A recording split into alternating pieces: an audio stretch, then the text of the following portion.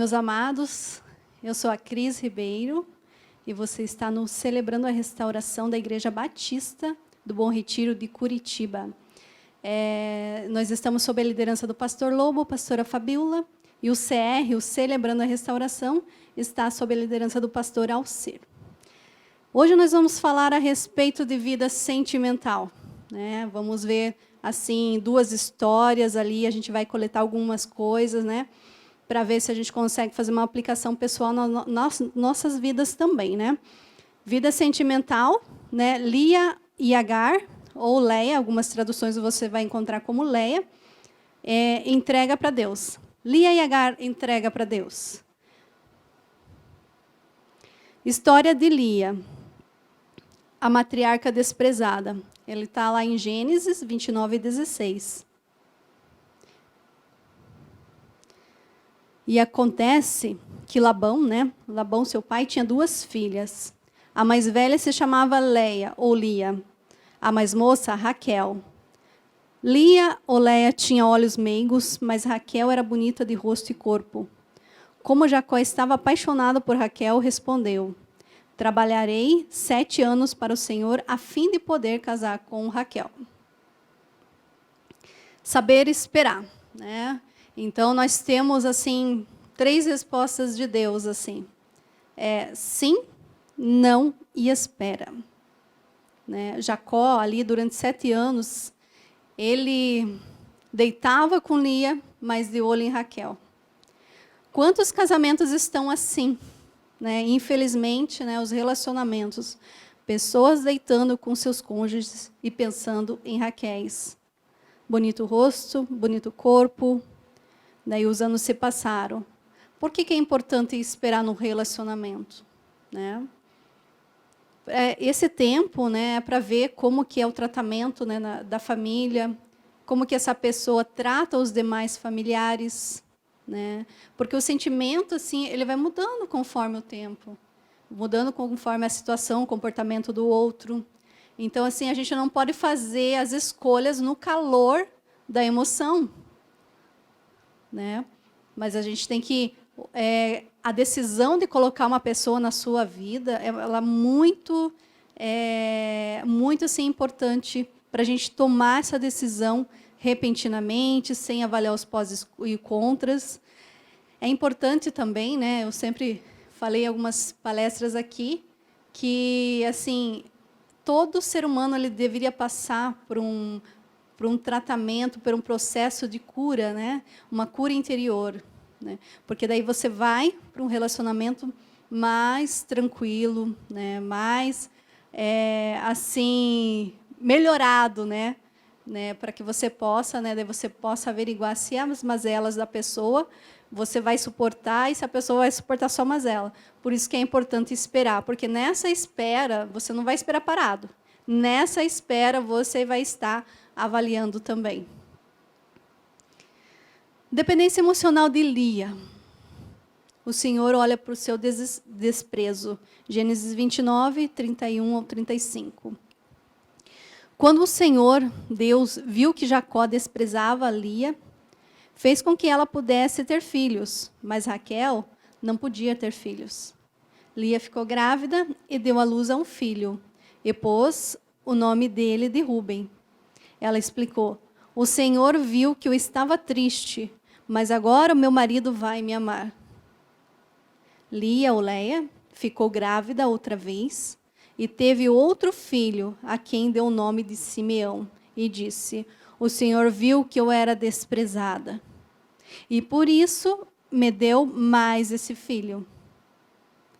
Lia engravidou outra vez e teve mais um filho, a quem chamou de Levi, pois disse assim: agora meu marido ficará mais unido comigo, pois eu já lhe dei 3 filhos. Os olhos dela estavam no marido dela, em agradar o marido dela, totalmente, né? A gente está falando aqui de extremos. Nós estamos falando aqui de extremos, né? Onde você coloca toda a sua expectativa de existência no outro. A responsabilidade da sua felicidade, de tudo que você faz para o outro, né?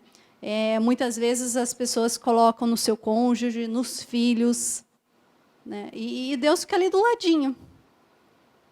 Eu tiro Deus, né, do altar dele e coloco meu marido, minha esposa, meus filhos, e tudo que a gente coloca acima de Deus, no lugar de Deus, é idolatria. Então, aqui ela estava fazendo uma idolatria emocional. Enquanto, né, a gente falando de espera novamente, enquanto a sua bênção na área sentimental não vem, talvez seja a oportunidade de você se desenvolver em outras áreas. Pega essa energia assim, libidinal, ou energia que você tem, desloca para outras áreas. Vai estudar, né? Vai fazer alguma coisa assim que te edifique, vai melhorar, né? Vai buscar melhoramento. E assim para você se desenvolvendo. Tá difícil? Coloca aos pés de Cristo. As vitórias são feitas de renúncias, né? A gente tem que renunciar à carne, muitas vezes, renunciar nossas emoções, nossos sentimentos, para fazer a vontade de Deus. Porque a vontade dele é boa, perfeita e agradável. E o nosso coração é enganoso. A Bíblia fala que o nosso coração é enganoso. Então, né? Enquanto a sua bênção na área sentimental não vem, vê outras áreas que você tem para desenvolver. Abre o leque da sua vida, né? Começa a fazer assim, distribuir as suas áreas, dividir as suas áreas e ver, né? Chamar Deus para elas. História de Agar. Agar expulsa para o deserto. Está em Gênesis 24, 14. Agar era escrava. Busquei aqui uma tradução do que seria, né, o escravo. Aqui tá, ele é uma propriedade sem voz, sem direito, sem liberdade, sem horário. É algo que ele pode ser negociado, vendido, quando, no entender do seu senhor, não é mais útil. É como se fosse um objeto utilitário, né? A partir do momento deu, né, o fim de vida útil, a partir do momento que eu não quero mais, eu acabo, né, por ou vender ou deixar de lado. Então, assim, quantas pessoas sofrendo caladas, sem voz, nos cantos da sua casa, né? A condição do escravo aqui sem voz, né? Quantas pessoas sofrendo caladas. Mas Agar, ela tinha o ventre frutífero, assim como Lia. Porém, tudo que Agar gerava, ela gera, está sob posse de outro. A escrava, né, como a gente viu ali, ela é uma escrava, estava numa condição de escrava. Ela não tem direito a nada. Ser usada para benefício alheio. Então, ela estava gerando para outro. E quantas pessoas não estão gerando projetos, gerando sonhos, para na hora que nascer, né, o outro venha e tome posse. Primeiro deserto de Agar. Está bem, Agar é sua escrava, né? Você manda nela. Aqui Abraão falando para Sara. Faça com ela o que quiser. É sua, é propriedade sua, né? Ela é tua escrava. Faça com ela o que você bem entender. Aí Sara começou a maltratá-la tanto que ela fugiu. Primeiro deserto de Agar, né, ela foge. Então, quantas pessoas estão nessa condição de humilhação e estão nessa condição, né, de opressão, que elas fogem para o deserto? O segundo deserto, né, de Agar, no dia seguinte, né, depois que passaram alguns anos, né, ela foi segunda vez para o deserto, né? No dia seguinte, Abraão se levantou de madrugada e deu para Agar comida e um odre cheio d'água. Pôs o menino nos ombros dela e mandou que fosse embora. Você vai ver ali que o Abraão ele estava contrariado com essa decisão, mas que ele tinha que fazer a vontade de Deus, né? Então, assim, quando Deus ele te manda para o deserto, ele te sustenta. Agora, quando você vai por conta, ele fala, aguenta mais um pouco ali, volta, né, como ela aconteceu ali com Agar no primeiro deserto. Ela teve que voltar, se humilhar, né? Trabalhar no seu caráter também, porque ali ela com Sara, ela estava numa disputa de poder, de ego, né? Uma disputa de ego, né? Que ela não queria se submeter a Sara, então, né? Ficou aquela briga, por isso que ela sofreu, né? Aquelas opressões. E Agar foi embora, andando sem direção pelo deserto de Berseba. Esterilidade de Raquel e Sara. Vamos entrar aqui. Vocês repararam que as duas mulheres, né, a Lia e Agar, elas eram frutíferas, né? Elas geravam. Elas são pessoas assim que geram, né? Apesar de quando nascem os projetos, o outro vem e tenta tomar posse. Mas Raquel e Sara também têm promessas de gerar, né? E como será Agar? Como será Lia? Se o seu olhar estiver voltado para o seu projeto, e não para o dono do seu projeto. Quando o outro for abençoado, pode haver grande frustração para você. Então, se eu colocar o meu projeto que estou girando acima do quem, né, me deu esse projeto, acima do Criador, acima do Pai, acima de Deus, né? Quando a outra pessoa for abençoada também nas mesmas condições, né? Aí entra a frustração, aí entra a competitividade, né? O que existe nos meios relacionais, né? Os meios sociais, meios eclesiásticos, nas organizações, né? A inveja, né? Você pode, assim, a inveja, né? A competitividade, a frustração, ela gera inveja, se não for trabalhada, né? Então, é importante que a gente saiba qual é o nosso papel nesse processo, qual é o papel da bênção que Deus nos dá, né? Para que Ele nos dá, e qual é o papel de Deus nesse processo. Colocar cada um no seu devido lugar. Não a bênção aqui, Deus aqui, eu aqui. Pouco recurso. Abraão, homem rico, ele despede Agar o seu filho Ismael, né? Com poucos recursos, talvez esperando de Agar o mesmo comportamento da primeira vez. Que ela logo voltasse, né? Ele esperava assim como ela voltou na primeira vez, talvez ela volte. Dependência emocional atrelada à dependência financeira. Quantas pessoas aguentam humilhações porque depositam a total confiança na sustentabilidade que o amante, que o marido, que a esposa, que o filho, que pais, amigos lhe trazem, né?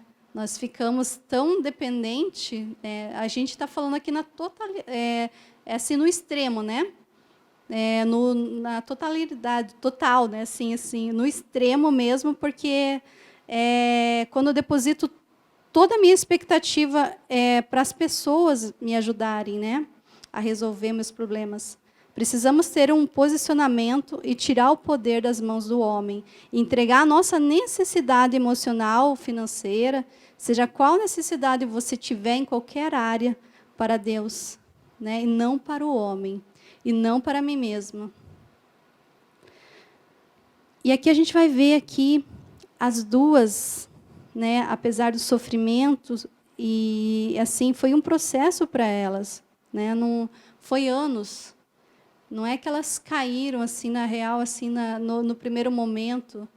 Então foi o trabalhar de Deus durante anos.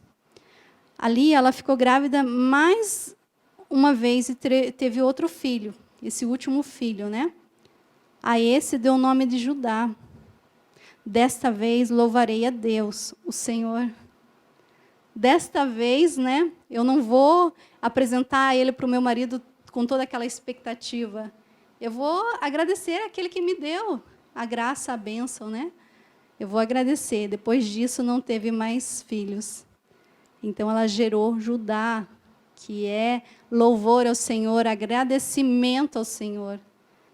Agradecer àquele que realmente te deu a promessa, o projeto, né, os teus sonhos. Muitas vezes a gente deixa de lado, tentando agradar o homem, e acaba deixando Deus de lado, né? E nem simplesmente agradece o que ele tem feito. Agar. Então, aqui, ó, a oração de entrega, né, de Agar. Não suporto ver o meu filho morrer. Então, ela clamou, ela, né, esboçou que ela sentia, que ela não suportaria ver o filho dela morrer. E Deus ouve.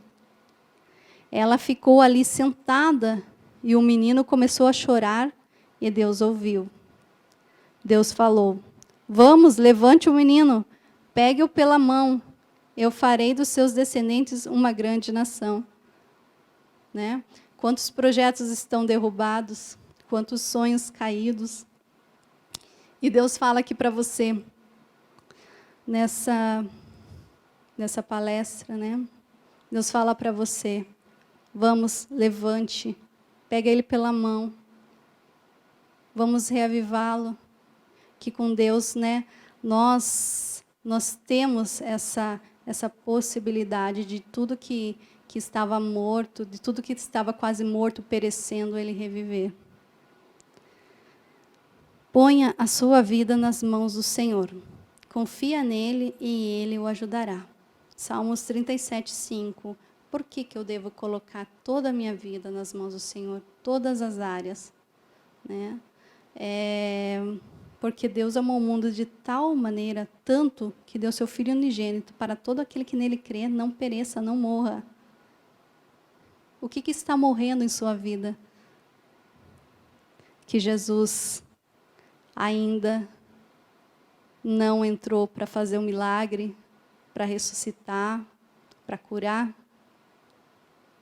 O que tem perecido na sua vida? O seu casamento, sua área familiar, o seu trabalho, o seu ministério? Né? Você mesmo, você tem se deixado de lado? O que está perecendo na sua vida? Deus, ele deu seu Filho unigênito. Aquele que crê nele não vai morrer, não vai perecer. Né? Mas, assim, nós tenhamos também o milagre maior da vida eterna. Entrega tudo ao Senhor, confia nele e ele tudo fará para você.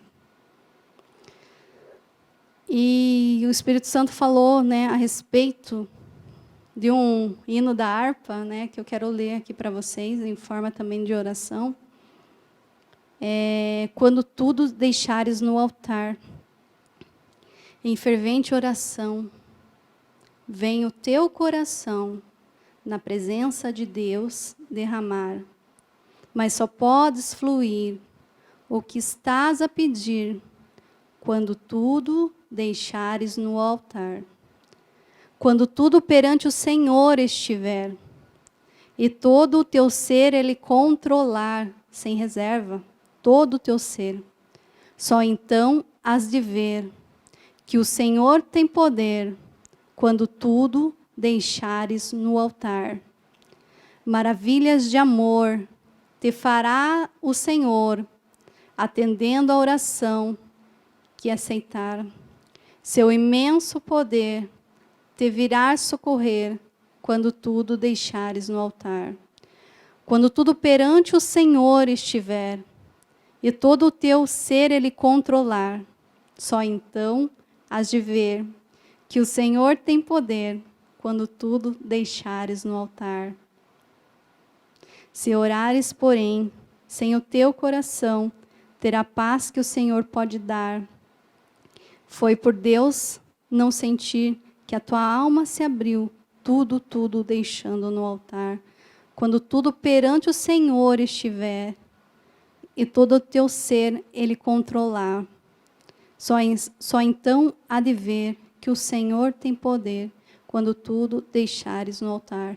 Então nós vamos ver a glória de Deus quando nós realmente nos entregarmos a tal ponto, né, que fala assim: Senhor, eu entrego tudo que eu sou, tudo que eu tenho no teu altar, né, na mão do Criador, na mão do Pai, né, e Ele sabe o que Ele fazer, né, porque como eu falei aqui, a vontade dele é boa, perfeita e agradável. para os seus filhos.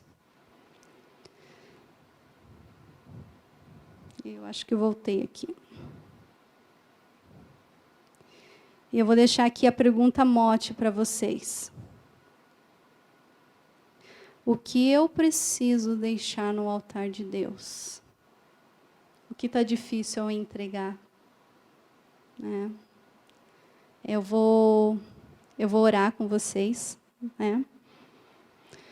Querido Deus e Pai, nós estamos aqui, Senhor, para nos desprender, Senhor, daquelas coisas, das áreas das nossas vidas, Senhor, que nós estamos retendo e não deixando o Senhor adentrar para nos ajudar, Senhor, a administrar.